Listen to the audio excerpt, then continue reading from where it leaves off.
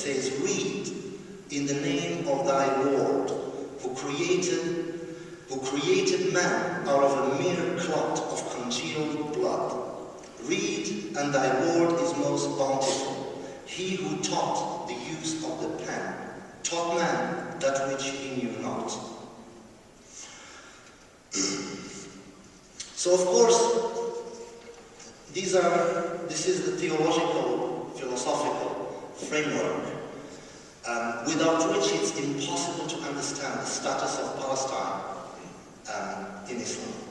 But next to the historical precedents, next to the theological framework, there is also historical precedents and a tradition of praxis. The first example from this tradition is the example of Prophet Muhammad. What is most characteristic of Prophet Muhammad is this: he lived in historical time. He is the only prophet of whom we have biographies in the plural.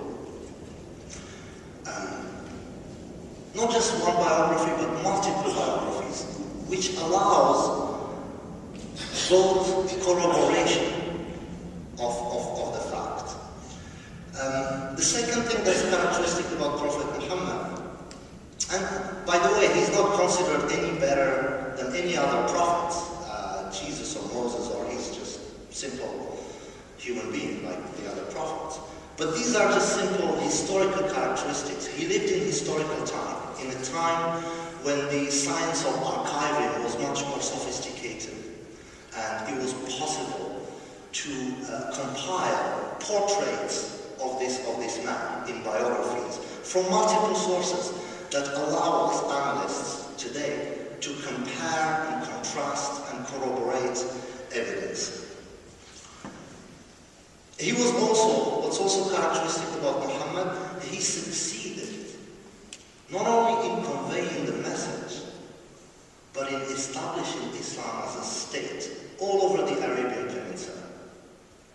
So he was a successful prophet, but also a very successful statesman that established a tradition of the just rule. He famously said in a very famous hadith, he said, "Don't venerate me like Christians do with Jesus, son of Mary. Say only that he is a messenger and the slave of God." Can I have slides 9 and 10? Probably what interests us is the Prophet Muhammad's covenant, which gives an excellent example about how Muslims are urged to deal with Christians and Jews and other traditions of the book. This is Prophet Muhammad's charter of privileges to Christians. It's a letter he sent to the monks of St. Catherine Monastery. It was written in 628.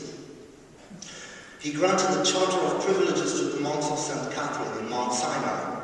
It consisted of several clauses covering all aspects of human rights, including such topics as the protection of Christians, freedom of worship and movement, freedom to appoint their own judges and to own and maintain their property, exemptions from military service, and the right to protection in war. The charter says this is a message from Muhammad ibn Abdullah as a covenant to those who adopt Christianity. Near and far, we are with them.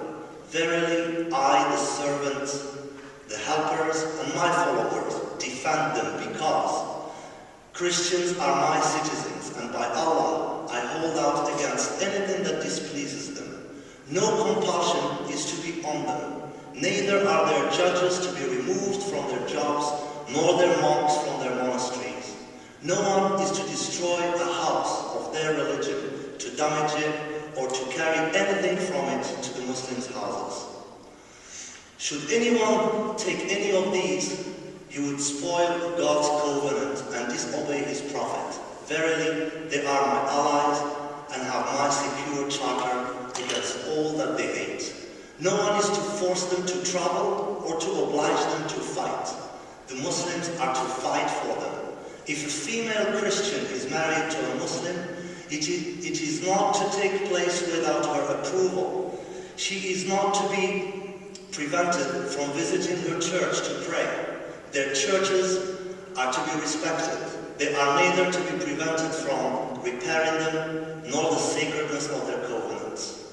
No one of the nation, meaning the Muslims, is to disobey the covenant till the last day. This charter of privileges has been honored and faithfully applied by Muslims throughout the centuries in all the lands they ruled. So, Prophet Muhammad succeeded not just as a prophet in conveying his message, but also as a statesman, and left a tradition of political practice, and that tradition was continued by the four rightly guided Khalifas.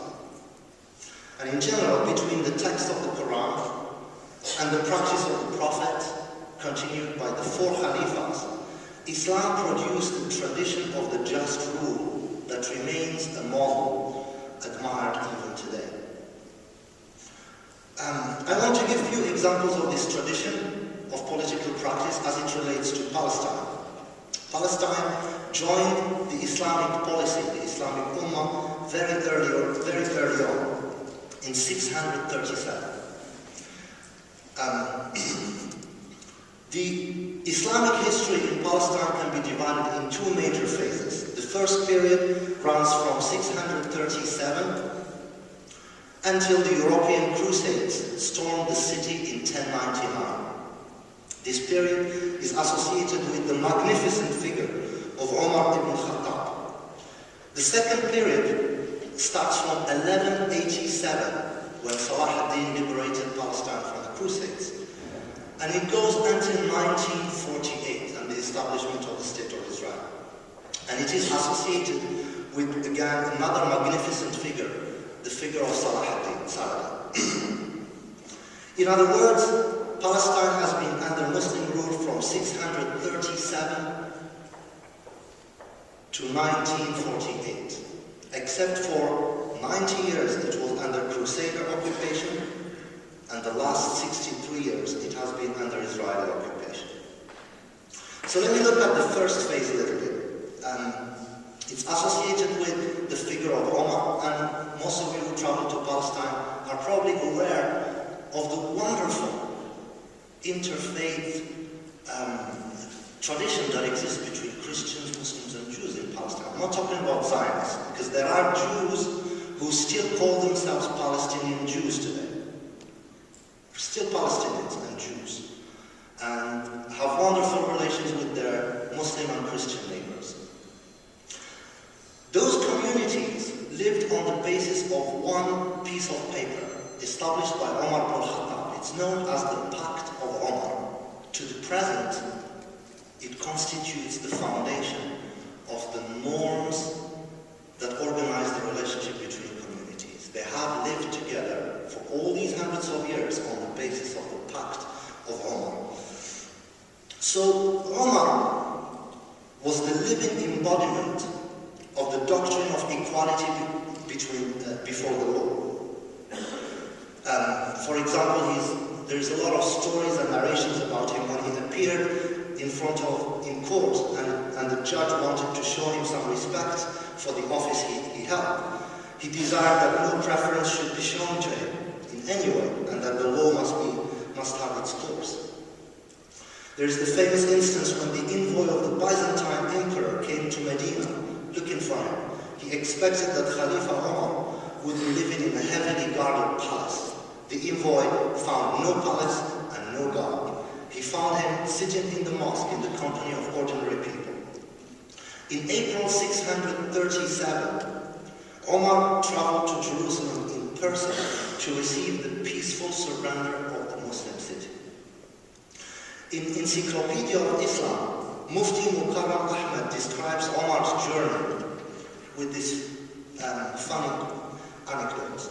He says Omar appointed Ali as his deputy and went to Jerusalem with his servant. They had one camel, on which each of them rode by turn between him and his servant. When they reached Jerusalem, it happened to be the servant's turn to ride on the camel. And though the servant offered he's turned to Khalifa Umar so he could enter Jerusalem mountain.